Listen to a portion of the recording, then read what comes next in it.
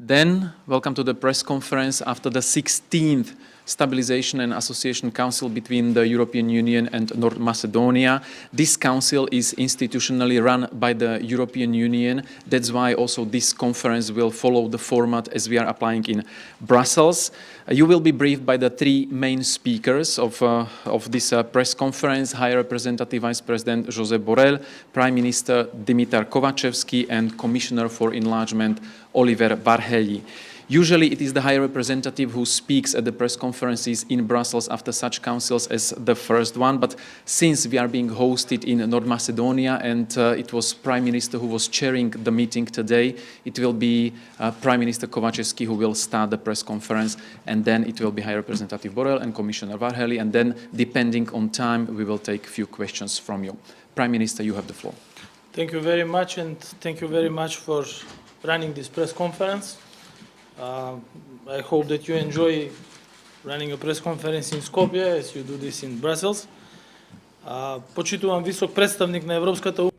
Dear High Representative of the European Union for Foreign Affairs and Security Policy and Vice President of the European Commission, Josep Borrell, dear Commissioner for Neighbourhood and Enlargement, Oliver Varhelyi, dear representatives of EU member states and dear representatives of the European institutions, dear representatives of the Macedonian government, dear media, dear citizens, it is an honor today to be the host of the 16th meeting of the Council for Stabilization and Association in the Republic of North Macedonia, which for the first time is held in our country, which gives it a historical dimension. Today's meeting is happening after last year in July we opened the negotiations with the Union after a long 17 years of receiving the candidate status. Today, with our European partners, we had the opportunity to do an overview of the situation, to establish the progress of the country as well as the implemented reforms in the preparations for our membership in the Union. I can fully and responsibly say that we have the full support of the European Union with indubitable dedication to success in our next steps in the process of European integration in creating a dynamic negotiation process and full-fledged membership in the European Union. Our strong focus towards the reforms was welcomed at the meeting and the approximation of the laws and practices to European standards. Also, they welcomed the policies of neighborly policies, which we conduct through a mature approach based on mutual dialogue with the elimination of populism as hazardous to these honest intentions and provoked by third parties which do not have good intentions for the Euro perspectives of the Western Balkans. The Republic of North Macedonia is practicing European values, and we have no doubts that we are taking the right European road. The work of the government is set in line with the European agenda, and as ambitious as it may sound, I personally and everybody in the government believe that the Republic of North Macedonia currently has the political capacities that can contribute, after successfully completing the screening process in November, to have a very dynamic pace in the negotiations and become an EU member state by 2030. We have the assurances of the European Union that they will intensify their engagement on all levels to support the political, economic and social transformation of North Macedonia. Regarding the reforms, the government is prepared to work together with the European partners in improving the social and economic reforms and to make tangible progress in the rule of law. In the European Union, as well as in the candidate countries for membership, including us, the key chapters are 23, Judiciary and Fundamental Rights, and 24, Law, Freedom and Security. We agreed during the meeting that in the part of the judiciary we need to have independence, professionalism, transparency and impartiality of the judiciary institutions, which is why we jointly would like to encourage the judiciary institutions to make visible progress in this field, which is both the expectation and need of the citizens of our country. The Republic of North Macedonia made a clear strategic choice when it set itself clearly on the line of the common security and foreign policy of the European Union, which was evaluated as particularly important in the new geopolitical context and the war on the European continent due to the Russian military aggression of Ukraine. war, the aggression of Ukraine. Also, we received high marks with our chairmanship over the OSCE in 2023, with which the Republic of North Macedonia actively contributes to peace and stability in a challenging global context. The confirmation of this is that tomorrow the negotiations between Serbia and Kosovo will be conducted exactly in our country. The Council for Stabilization and Association welcomed the contract signed with Frontex, which is the first contract signed in Macedonian and all other languages of the European Union between North Macedonia and the European Union. Together with the EU member states, we will participate in the operational activities conducted by the European Agency for Border and Coast Guard in North Macedonia, and this is just one of the examples of what it actually means to start negotiating with the European Union. And this has also brought European financial support for our country in the case of, in the situation of a global crisis, in the amount of 800 million euros of grants, 100 million euros in macro financial assistance with favorable interest rates, as well as over 50 million euros of assistance in infrastructure investments. We are pleased at the interest of the European Union to maintain its focus on this region and its European perspective, and we recognize and we respect the recognition of North Macedonia as a factor of stability and Euro-Atlantic perspectives on the entirety of the Western Balkans, which is strategically important for the entirety of Europe. The government of North Macedonia and I personally will invest maximum efforts over the following period in order to further increase the pace of our accession process to the European Union. Thank you, and I would once again like to thank both the Vice President and the Commissioner and their entire delegations for the successful meeting today in Skopje. Now it's your turn.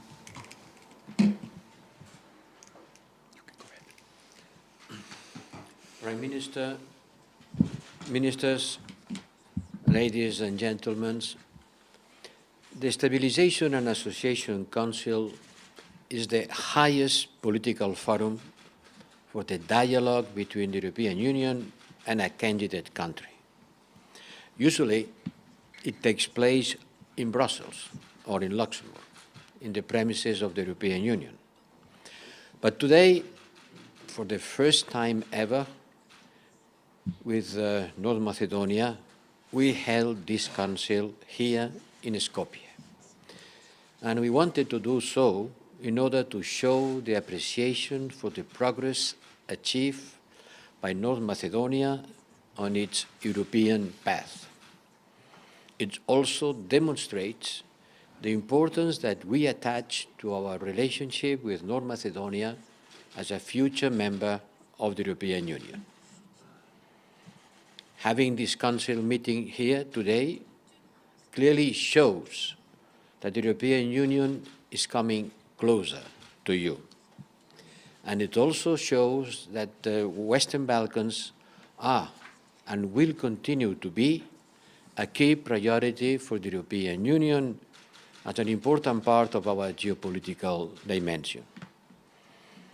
Last year, in July, based on negotiations, framework agreed by all 27 member states. North Macedonia opened accession negotiations. This is an important date in the history of the North Macedonia going on the European path. The door for full-fledged membership is now open. And our meeting today has been a good opportunity to look at what has been done, what has been achieved by North Macedonia in working on the necessary political and economic accession criteria. We have been discussing where more efforts are needed, what tasks lie ahead, especially in the areas of rule of law, judiciary, and fighting against corruption. But the clear message that comes out from this Council meeting and discussion is that the future of North Macedonia and its citizens lies within the European Union, because only together we will be strong enough to face the challenges of the difficult geostrategic environment that we face. To get there, you have to continue moving forward as a country, as a whole society. To move forward means continuing adopting and implementing reforms that introduce European standards and bring concrete political and economic benefits to the people here. Moving forward also means improving relations with your neighbors. It means including creating the conditions to adopt the constitutional amendments. This year is crucial. After the July agreement, it is the best deal that you can get, and it is not realistic to believe that this can be reopened for new negotiations. It's on that basis that your future is in the European Union. And now it's time for all political parties to exercise their responsibilities and work in earnest on advancing in this path. We also discussed the regional and international context and how Russia's illegal aggression against Ukraine has created new geostrategic challenges for all of us, not only for Ukraine, not only for the European Union, for the Western Balkans too, for North Macedonia, and for the whole world. And I have to say that North Macedonia has demonstrated a clear and unequivocal support for the European Union foreign policy and a consistent full alignment with our positions and decisions, including on sanctions against Russia. And being in charge of building this common foreign policy and proposing and implementing the sanctions, I am very happy to recognize and commend this clear position from North Macedonia. We also value highly the important assistance that North Macedonia has provided to Ukraine. When doing that, North Macedonia has expressed its strategic choices and a truly European behavior, reflecting our shared values and principles. North Macedonia has been the OSCE chair, and I also want to commend its role. On the OSCE, North Macedonia is also acting in defense of European values, showing once again that North Macedonia is a reliable partner for the European Union.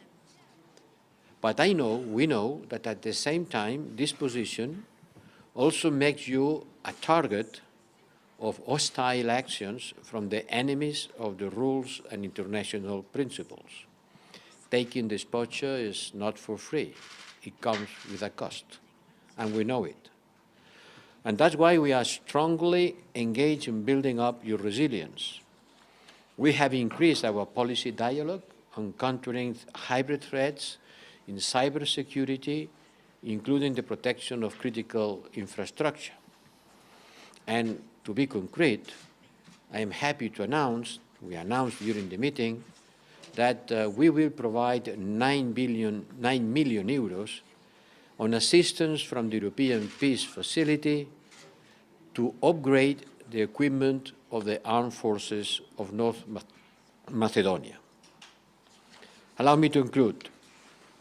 To conclude, North Macedonia is demonstrating much dedication and good preparation to proceed in the accession process. It's crucial to build on the recent achievements and continue delivering on the reform agenda, not allowing any kind of backsliding or delay.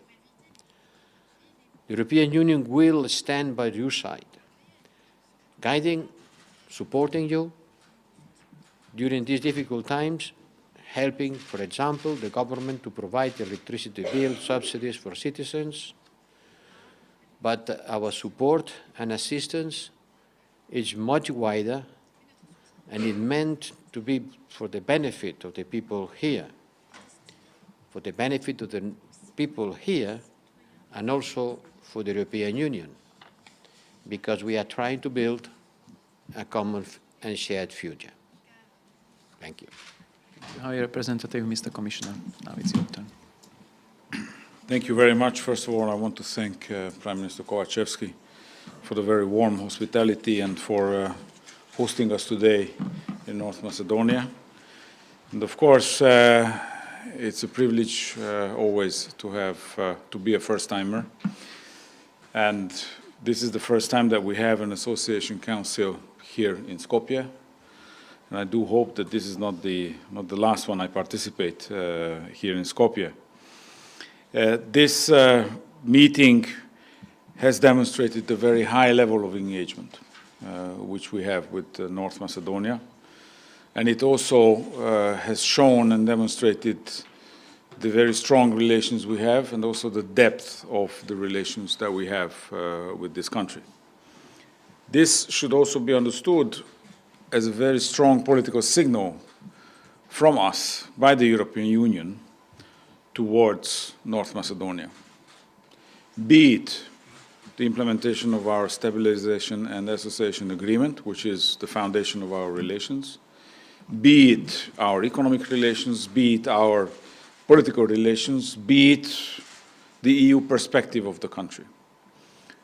What this meeting symbolizes is that North Macedonia will become an EU member state. I also want to thank, of course, the lot of work North Macedonia has invested in delivering on our common framework, the association agreement, and also the delivery on promises related to the accession process. What you have seen last year was the first fruit of that work, the opening of accession negotiations with North Macedonia in July, which is seen to be the first step of making enlargement and membership happen. And this is only on the basis of merit, only on the basis of delivery of reforms that we could make that step. And this is why we have immediately launched the so-called screening process, which is considered by some to be a technical part of the negotiations, but it is a very important part, because this is where we make a full analysis of the legal system of a candidate country, and on the basis of which we can start to negotiate the details of the conditions for entering the European Union. Now, of course, as a negotiating country, new opportunities also emerged for North Macedonia, but it comes with new responsibilities, inevitably.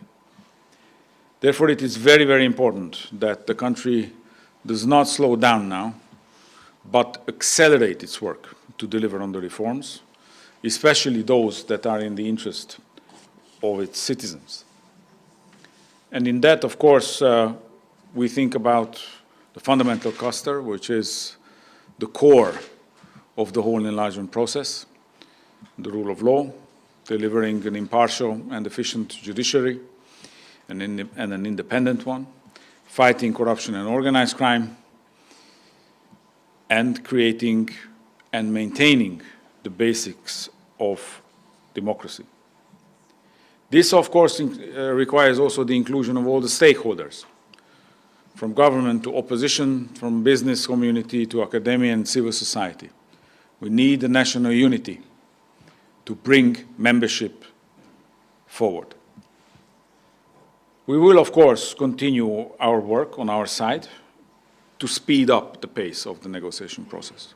On our side, we are ready, but we need North Macedonia to make a similar step. So for this to happen, we need the government and the parliament to speed up the work on the reforms. Today we heard commitments from the government already. High Representative is meeting members of Parliament. I hope we will hear the same message from the Parliament as well, that there is nothing obstructing reforms necessary for the EU accession. The High Representative already mentioned, explained our appreciation for the role North Macedonia is playing in solidarity with Ukraine. And of course, I cannot emphasize enough how much it is important in Europe to have such reliable allies as North Macedonia. So we are grateful for that, and we encourage you to continue to support us, because Europe needs your support. Now, of course, these are the academic parts of our relations. But one is not living only with immaterial things, but also material ones. And we have also discussed those.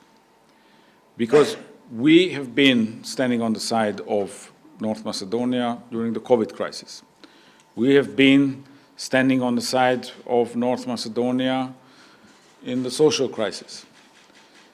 And this is why, when we have seen that the energy crisis is going to hit the Western Balkans the exact same way as it hit our member states, we came forward with an energy support package worth of €1 billion.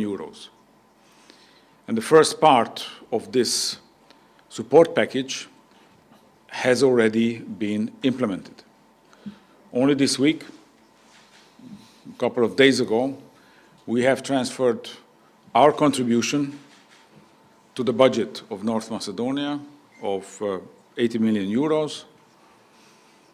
to help North Macedonia and the most vulnerable consumers in North Macedonia, including households and SMEs, to cope with the rising energy prices. This is our contribution to the management of the energy crisis here. But our contribution does not stop here, because we need new energy systems in the Western Balkans. And North Macedonia also needs stronger, more reliable, and more diverse energy systems. We discussed that, and I'm very happy to see that we're not only converging, but we are already discussing the implementation with the Prime Minister, how to get additional sources of energy, be it renewable, be it gas, to create a more secure environment when it comes to the energy market in this country. And we have also discussed the fact that we see the damage the Russian war against Ukraine is causing in this country economically. And it was for that reason that we have put on the table for the Council and the European Parliament to grant €100 million macrofinancial assistance to help, again, to mitigate the impact of this war here in North Macedonia. So I think we had, and this is why we were delayed, we had a very detailed, open and frank discussion about what has been achieved, but most importantly, what needs still doing. Thank you. Thank you very much. So now, although we are running behind the schedule already, we take a few questions. I would ask you to introduce yourself and then specify to whom you are asking your question. So the first question is Irina Gelevska from Macedonian Public TV, MRTV. Yeah, thank you. This is a question for Commissioner Varhey. You said that Macedonia will become a member of the European Union. How optimistic are you and realistic is that this will happen until 2030? 2030. 30. Well, 2030. okay. First of all, I'm always optimistic about membership. I mean, it's part of my job description. So the answer is yes. I am absolutely optimistic. You said 2030. I cannot tell you this. It could be earlier, it could be later. Everything is dependent on delivery of the reforms on the side of North Macedonia. On our side, I think we have given very, very strong signals. If you look back at the discussions of our heads of states and governments in the last 2-3 years, you see that enlargement is a top priority for our leaders and for the European Union. Therefore, I presume, if there is delivery on the side of North Macedonia on the conditions for entering the European Union, there will be decisions, positive decisions made on the side of the European Union. Thank you. Next one, Svetlana Unkovská, TV21.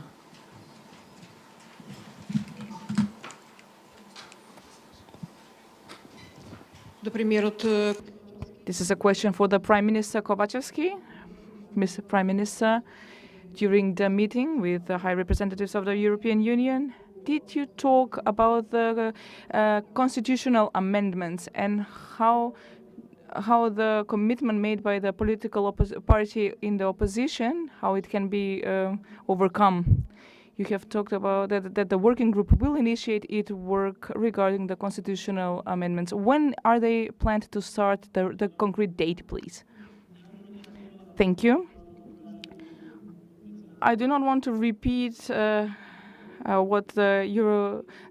Borrell and Vorhey already stated. They were quite clear that North Macedonia has adopted a negotiation framework with the European Union and has initiated and started the negotiation process in the first phase, the screening process. One of the decisions that we need to adopt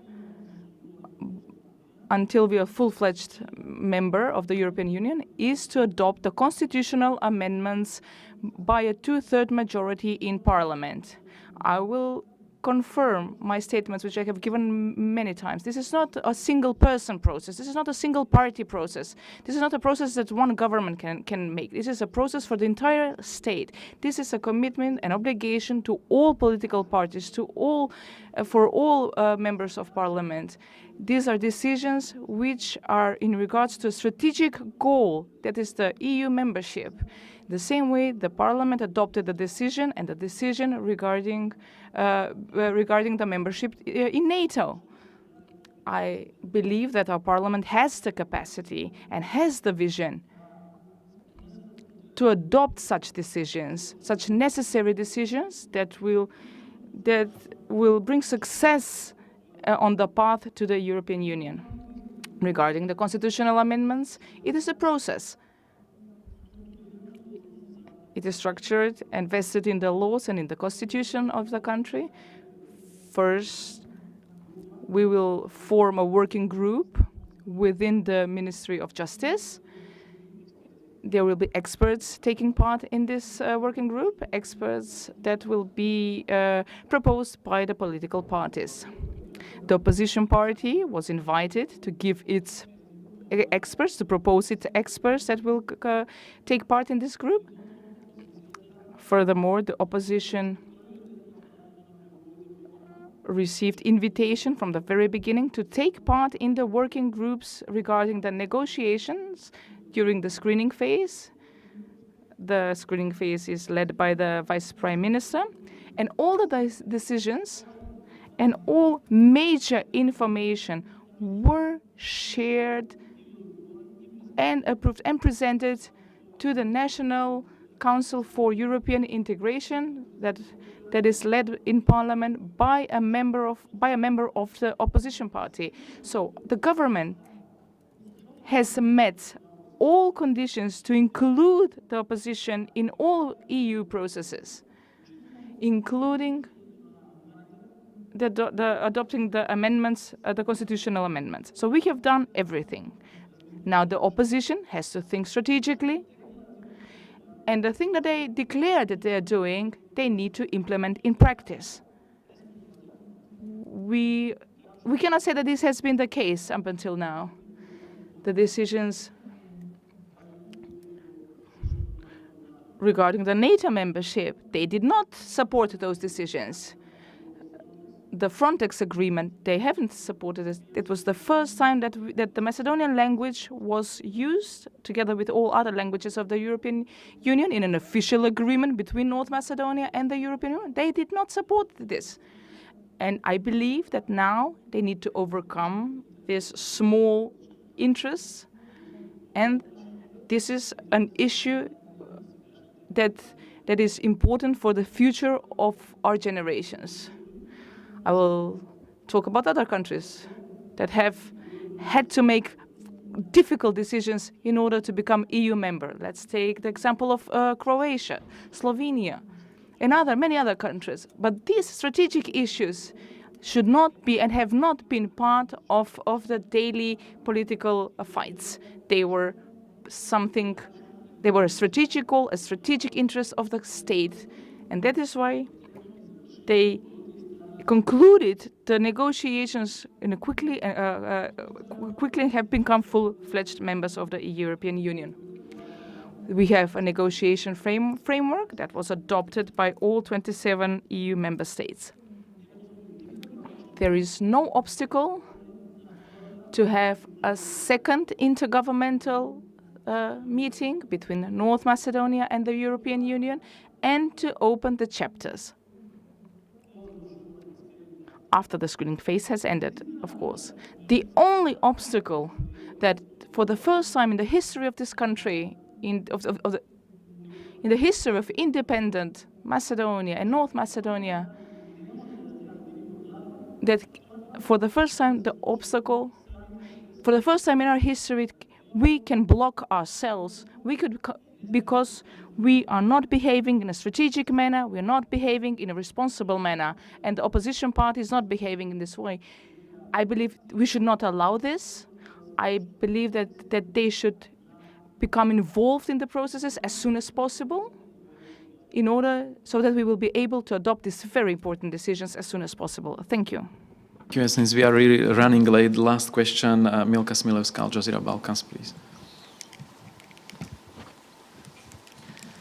High Representative Borrell, for entering the Bulgarian community in Constitution is necessary support of the main opposition party in the country, VMRO-DPMNE, in the parliament.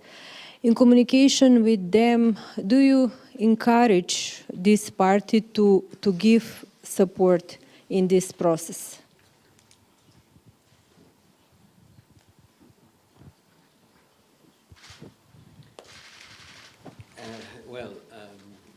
More than optimistic, like my friend Oliver, I am an activist.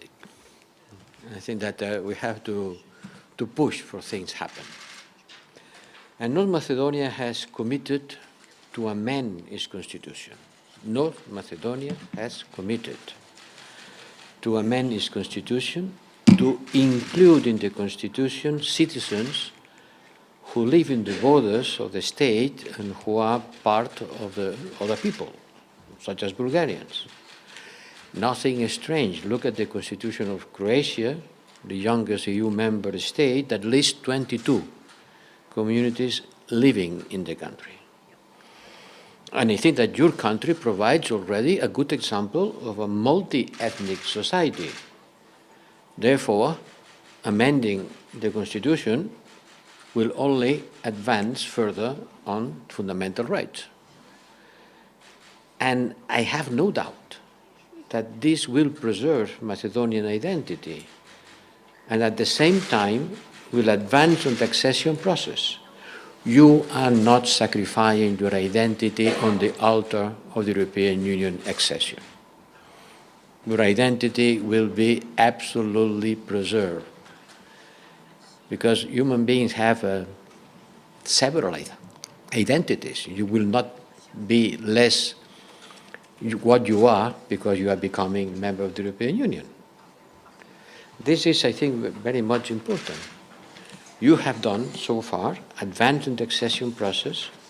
You have to continue advancing in this process, and for that it's necessary to fulfill the commitment that North Macedonia adopted. I think that's clear as that. Thank you. So we have to run for more meetings, but thank you very much for participating. Thank you to the interpreters, and thank you for providing the interpretation to all 3 working languages of the EU. Have a good day. Bye.